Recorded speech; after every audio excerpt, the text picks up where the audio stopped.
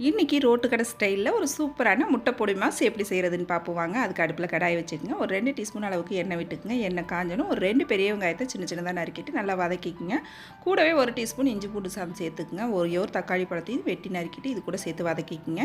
ஒரு 1/4 டீஸ்பூன் மஞ்சத்தூள் சேர்த்து நல்லா வதக்கிக்குங்க. வதக்கினதுக்கப்புறம் இதில் 1/2 டீஸ்பூன் அளவுக்கு சோம்புத்தூள், 1 டீஸ்பூன் குழம்பு மிளகாத்தூள் சேர்த்துக்குங்க. நல்லா எல்லாத்தையும் ஒத்தாப்பில் ஒன்று கலந்து விட்டுக்குங்க. இன்றைக்கி நான் 5 முட்டை எடுத்திருக்கேன். அதுக்கு தேவையான அளவு உப்பு சேர்த்துக்குவோம். உப்பு சேர்த்ததுக்கப்புறம் 5 முட்டையை உடச்சி வச்சுருக்கேன். இதில் சேர்த்து ஒரு 2 செகண்ட் கழித்து அதுக்கப்புறம் நீங்கள் கலந்து கொடுங்க. அப்போ தான் முட்டை பொரியல் நல்லா பெருசு பெருசாக இருக்கும்.